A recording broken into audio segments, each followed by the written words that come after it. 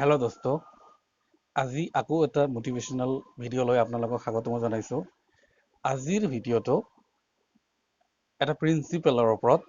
এই প্ৰিন্সিপেলটো হৈছে 90/10 প্ৰিন্সিপল বাই Stephen R কবে। ষ্টিফেন আৰ কবে হৈছে 7 Habits of Highly Effective People নামৰ বেষ্ট চেলিং কিতাপখনৰ অথৰ। তেখেতৰ এই 90/10 প্ৰিন্সিপলটো আলোচনা কৰাৰ আগত আমি এটা ঘটনা আলোচনা কৰিম আৰু ইয়াৰ দ্বাৰা আমি নিশ্চয় এই প্ৰিন্সিপলটো আমি সহজে বুজিব পাৰিম। তো ঘটনাটো হ'ল এদিনাখন এজনী ছোৱালী, সৰু ছোৱালী তাৰ মাক দেউতাকৰ লগত ব্ৰেকফাষ্ট কৰি আছিল। তো ব্ৰেকফাষ্ট কৰি থকাৰ সময়ত হঠাৎ ছোৱালীজনী কেনেবাকৈ চাহৰ কাপটো তাৰ দেউতাকৰ ছাদত পেলাই দিছিল। চাহখিনি ছাদত পৰি গৈছিল। তেতিয়া তাৰ দেউতাকে খং কৰিছিল। খং কৰা ছোৱালীজনী কান্দিবলৈ ধৰিলে। তেতিয়া তেওঁৰ দেউতাকে আৰু বেছি খং কৰিল আৰু নিজৰ ৰুমত কোঠালিত গৈ চাৰ্টখিনি চেঞ্জ কৰি কিছু সময় পিছত আহি অফিচলৈ যোৱাৰ কাৰণে আহিল।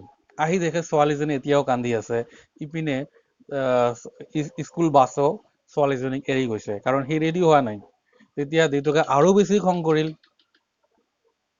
তাৰপিছত কি কৰিল, তাক তৈয়াৰ কৰি নিজে নিজৰ কাৰত স্কুলত থৈ অফিচলৈ গ'ল। এইখিনি সময় যে দেউতাকে কি কৰিছিল, খং কৰিছিল আৰু খৰধৰ কৰি ওলাই আহিছিল, ইয়াৰ কাৰণে কি কৰিছিল, দেউতাকে নিজৰ ব্ৰিফ কেছটো ঘৰতে এৰি আহিছিল। তো ঘৰত এৰি অহাৰ কাৰণে অফিচত যিকোনো কামতে তেওঁ কৰিব পৰা নাছিল। প্ৰজেক্টৰ কাম লেপটপ ঘৰত এৰি আহিছে, ফাইল এটা লাগে ঘৰতে এৰি আহিছে। তো সেইকাৰণে কি কৰিল, দেউতাকৰ গোটেই দিনটো বেয়াই গ'ল, দুখতে গ'ল, খঙতে গ'ল। তো তাৰপিছত অফিচৰ কাম শেষ কৰি যেতিয়া তেওঁ কি কৰিছিল, ঘৰত আহিছিল, সাধাৰণতে কি হয়, যেতিয়া দেউতাকে ঘৰলৈ আহে, ছোৱালীজনী দেউতাকৰ লগত ৰাতি অলপ খেলি তাৰপিছত টোপনি যায়। কিন্তু সেইদিনাখন যিহেতু দেউতাকে খং কৰিছিল, সি ভয়তে আজি সোনকালে টোপনি গৈছিল। তাৰপিছত কি হয়, ৰাতি সি কি কৰে, ৱাইফৰ লগত একেলগে ডিনাৰ কৰি টোপনি যায়। কিন্তু সেইদিনাখন যিহেতু ৱাইফৰো মনটো ভাল নাছিল ৰাতিপুৱাৰ ঘটনাটোৰ কাৰণে, ৱাইফো ইমান ৰেচপন্স নিদিয়াৰ কাৰণে মানুহজনে কি কৰিছিল, অকলে খাই লৈ টোপনি গৈছিল। তো এই সৰু ঘটনাটো আমি অলপ যদি চেঞ্জ কৰোঁ, তেতিয়া কি হ'ব অলপ চাওঁ। ধৰি ললো ছোৱালীজনী যেতিয়া চাহৰ কাপটো ছাদত পেলাই দিছিল, দেউতাকে ইমান ৰিয়েক্ট নকৰি, খং নকৰি ক'লে হয়, তুমি এইটো কৰিছা, মই মোৰ দেউতাকৰ ছাদত কিমান পেলাই দিছিলো চাহ। ছোৱালীজনী নিশ্চয় তেতিয়া কান্দাটো দূৰৰ কথা, হয়তো হাঁহি দিলে হয়। আৰু তাৰপিছত দেউতাকে সুন্দৰভাৱে শান্ত মনত নিজৰ ৰুমলৈ গ'ল হয়, শ্বাৰ্টখন চেঞ্জ কৰিল হয়। যেতিয়া অফিচলৈ গ'লে হয়, নিশ্চয় ছোৱালীজনীক লৈ যোৱাৰ কোনো প্ৰয়োজন নাহিল হয়, কাৰণ ছোৱালীজনীও নিশ্চয় তৈয়াৰ হৈ নিজৰ স্কুল বাছেৰে স্কুললৈ গ'লে হয়। আৰু দেউতাকো শান্ত মনেৰে প্ৰয়োজনীয় নথি পত্ৰ বস্তুখিনি লৈ অফিচলৈ যাব পাৰিল হয়। ঘটনাটো সৰু, অলপ চেঞ্জ কৰিলো, কিন্তু পৰিণামটো কিন্তু আমি ডাঙৰ এটা পালো। আৰু এই পৰিণামটো যদি প্ৰশ্ন কৰা হয় কিয় হৈছিল, এই ঘটনাটোৰ এইখিনি পৰিৱৰ্তন যদি আমি কওঁ কিয় হৈছে, হয়তো বহুতে মানুহে ইয়াৰ উত্তৰ দিব যে ছোৱালীজনী চাহৰ কাপটো পেলাই দিয়াৰ কাৰণে। কিন্তু ৰাইটাৰ ষ্টিফেন আৰ কবে কৈছে নহয়, এইটো হৈছে ছোৱালীজনীৰ দেউতাকে তেনেকুৱা ৰিয়েক্ট কৰাৰ কাৰণে। তেওঁৰ মতে life is 10% what happens to us and 90% how we react to it.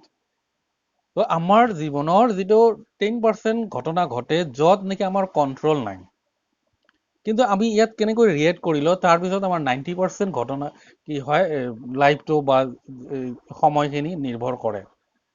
90% সময় আমি এই ৰিয়েক্ট কৰাৰ ওপৰত আমাৰ অতিবাহিত কৰে, বহুত ডিপেণ্ড কৰে। কেনেকৈ, ইয়াতে চাহৰ কাপটো যে পেলাই দিছিল, তাত দেউতাকৰ কণ্ট্ৰল নাই, এইটো ঘটনা 10%। বাকী গোটেইখিনি দিন যে তেওঁ অতিবাহিত কৰিল, সেইটো হৈছে 90%। এই 10%ত ৰিয়েক্ট কৰাৰ কাৰণে গোটেইখিনি দিন সি কি কৰিল, বেয়াকৈ কটাব লগা হ'ল। তো বন্ধুসকল, আমি যদি আমাৰ য'ত কণ্ট্ৰল নাই, য'ত আমাৰ ক্ষমতা নাই, আমি এই কণ্ট্ৰলেবল বস্তুখিনিত যদি আমি ৰিয়েক্ট নকৰোঁ, ৰেছপণ্ড কৰোঁ পজিটিভলি, তেতিয়া আমাৰ কি কৰিব 90% সময় আমি ভালকৈ কটাব পাৰিম।